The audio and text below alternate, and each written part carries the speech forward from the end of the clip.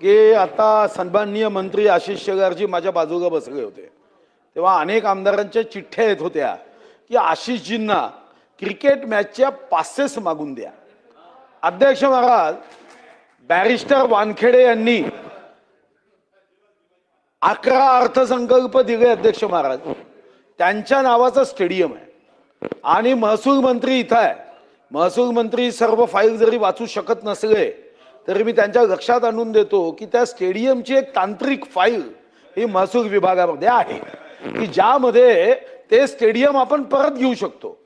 तर अध्यक्ष महाराज, या सभागृहामध्ये एवढा अधिकार असताना अध्यक्ष महाराज, काही आमदार, मला क्रिकेटमध्ये रुची नाही, मला व्यक्तिगत रुची नाही, पण या सभागृहामध्ये अध्यक्ष महाराज 1-2 पासेससाठी आमदार जर मोहताज राहत असेल अध्यक्ष महाराज, तर मग अध्यक्ष महाराज सर्वांना वाटतं की इंग्रजांना हाकलताना, इंग्रजांचा पराभव पाहताना आम्ही होतो की नाही माहित नाही, पण आज इंग्रजांचा पराभव पाहताना साक्षीदार राहावं हा जर भाव आमदारांचा असेल, हा देशभक्तीचा भाव सरकारने लक्षात घेऊन अध्यक्ष महाराज, तुम्ही महसूल मंत्र्यांना निर्देश द्या की 6:30 पर्यंत या पासेसची ज्या आमदारांना रुची आहे, मला पास नको आहे, मी पुन्हा सांगतोय, पण ज्या आमदारांना रुची आहे त्यांना महसूल मंत्र्यांनी पासेस द्यावे.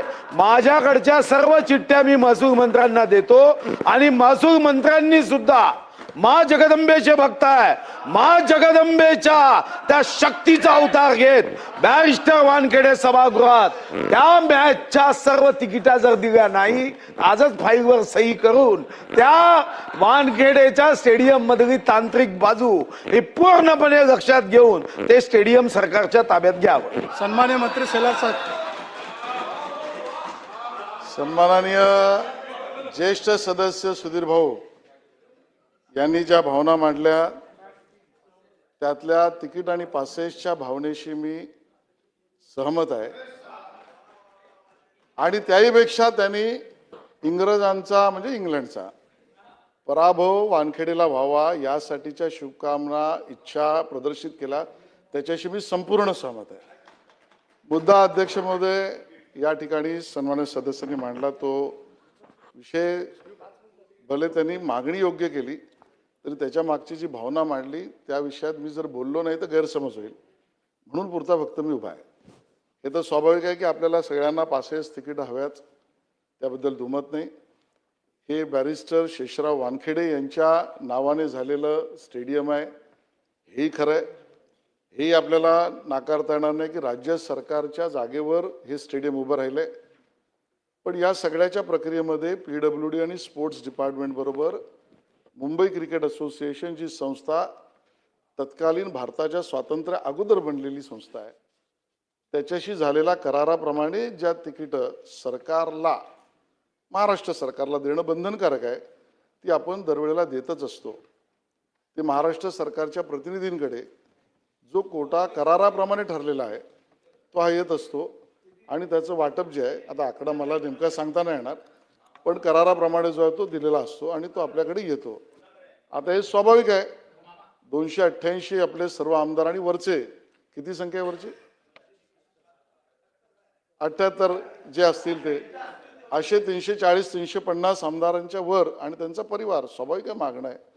पण आपल्याकडे येणारा जो कोटा आहे सुधीर भाऊ, त्या पद्धतीने तो वितरित केला जावा अशी अपेक्षा आहे. मुंबई क्रिकेट असोसिएशनचं सरकारबरोबर असलेलं ॲग्रीमेंट जे आहे ते पूर्ण होतं आणि त्यामुळे असं एखादं स्टेडियम काढून घ्या जे आंतरराष्ट्रीय दर्जाचं आहे, आपली मागणी तिकिटाची बरोबर असली तरी ते घेणं आणि तशा पद्धतीचं संकेत या सभागृहातनं जाणे आपल्याला भूषणावं नाही. आणि त्यामुळे जरूर अजूनची मागणी असेल तर करा, करारामध्ये रिव्ह्यू करायचा असेल, शक्य असेल तो केला पाहिजे. स्टेडियमची कॅपॅसिटी वाढवायला सिटिंगची काही FSI वगैरे हवे असतील दिले पाहिजेत. अजूनचं स्टेडियम काय असेल तर त्यालाही जागा दिला पाहिजे. आणि जे मागणा महेश बालदी बोलतायत त्यांना तर तिकीट मिळालेले आहेत आणि महेश बालदीने तर बोलण्याची गरजच नाही. इथे बसलेल्यापैकी कोणाकोणाला तिकीट मिळालं त्याची नाव मी सांगू शकतो. पण आणि त्यामुळे सभा अध्यक्ष महोदय माझं या ठिकाणी स्पष्ट म्हणणं आहे, सभागृहाच्या भावनेशी सहमत असलं तरी कायदा कायदा आहे आणि आंतरराष्ट्रीय स्वरूपात आपल्या राज्याचं, मुंबईचं, देशाचं नाव ज्या स्टेडियमने होतं ते काढून घ्या असं म्हणणं मला संयुक्तिक वाटत नाही आणि म्हणून तेवढा पुरता मी स्पष्टता द्यायला उभा राहिलेलो आहे. सन्मान्य खोतकर आणि अध्यक्ष महोदय, माननीय अध्यक्ष महोदय, काय म्हणतो नाही, स्टेडियम सरकारकडे आहे.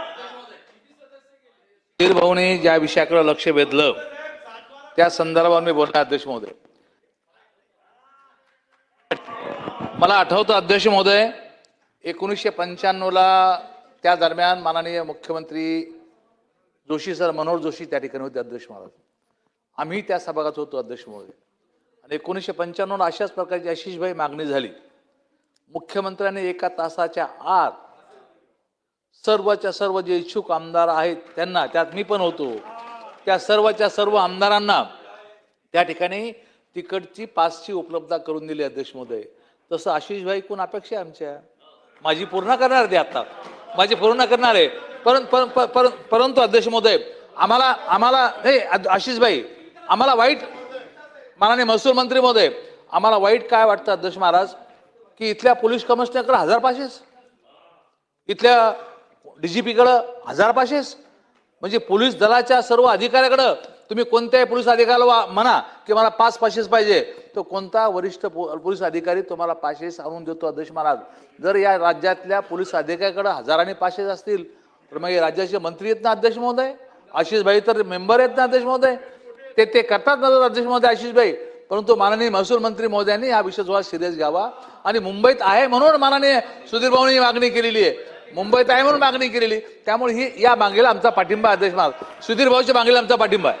मान्य अध्यक्ष महोदय, माझं त्यांनी नाव घेतलं आणि ते म्हणा, त्यांनी दाखला दिला अर्जुन भाऊंनी, मान्य सदस्यांनी, की मुख्यमंत्री मनोहर जोशी असताना 1 तासात त्यांनी दिले आणि म्हटलं माझ्याकडनं अपेक्षा आहे. आता ही तुलना चुकीची आहे, माझ्याकडनं अपेक्षा आणि म्हणून माझ्यापेक्षा दुप्पट क्षमतेचे मुख्यमंत्री आज महाराष्ट्राला, किमान 4पट क्षमतेचे महाराष्ट्राला लाभलेत. मी तुमचा निरोप माननीय मुख्यमंत्र्यांना जरूर देईन, पण आपण सगळे म्हणून ही मनोकामना करूया की आज भारत हँड्स डाऊन इंग्लंडचा पराभव करेल आणि आपण सगळे आनंदोत्सव करू.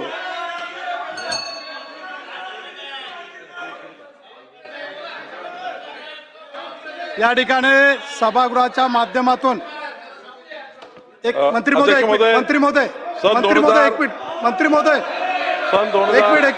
एक मिनिट.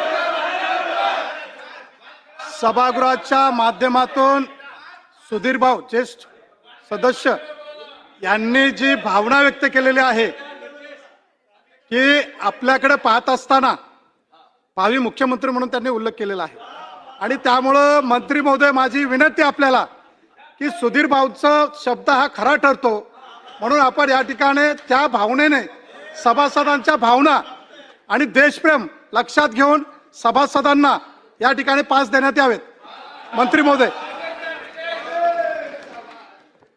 अध्यक्ष महोदय, सन 2026 चे विधानसभा विधेयक क्रमांक 9 महाराष्ट्र मुद्रांक सुधारणा विधेयक 2026 मांडण्यास मला सभागृहाची अनुमती मिळावी. हेच ना 9 नंबर प्रस्ताव असा आहे की सन 2026 चे विधानसभा विधेयक क्रमांक 9 महाराष्ट्र मुद्रांक सुधारणा विधेयक 2026 मांडण्यास अनुमती देण्यात यावी. प्रश्न असा आहे की सन 2026 चे विधानसभा विधेयक क्रमांक 9 महाराष्ट्र मुद्रांक सुधारणा विधेयक 2026 मांडण्यास सभागृहाची अनुमती आहे काय? अनुकूल असतील त्यांनी होय म्हणावे, प्रतिकूल असतील त्यांनी नाही म्हणावे. होयचे बहुमत. प्रस्ताव संमत झाला.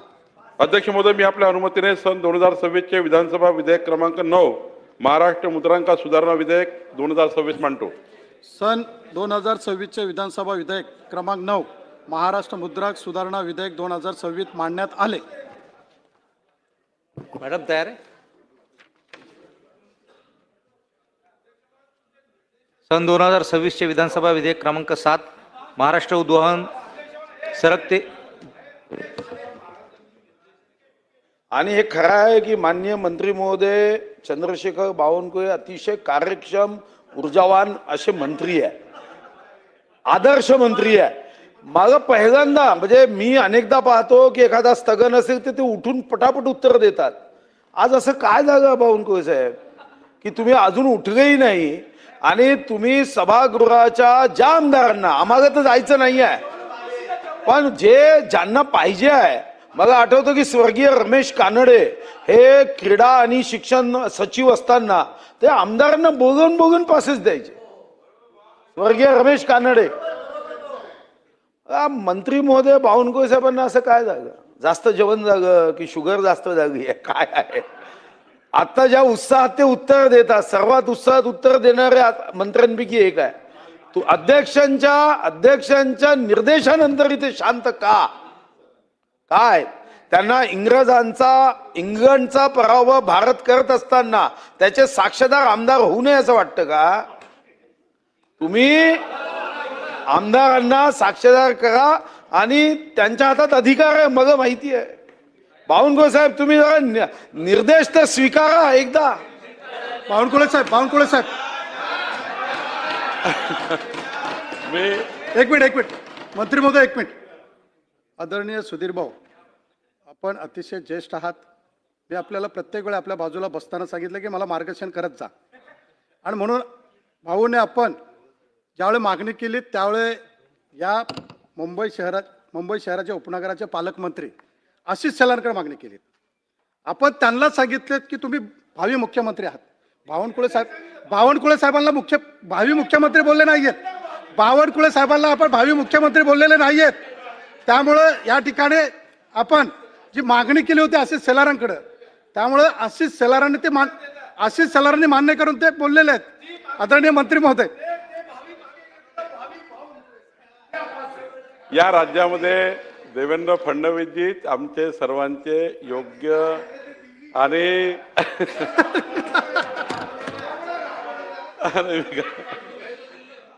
त्यामुळं कुणालाही मुख्यमंत्री वगैरे सुधीर भाऊ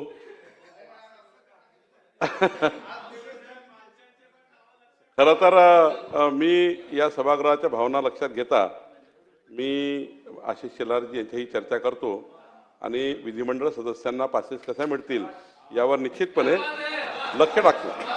संपलं.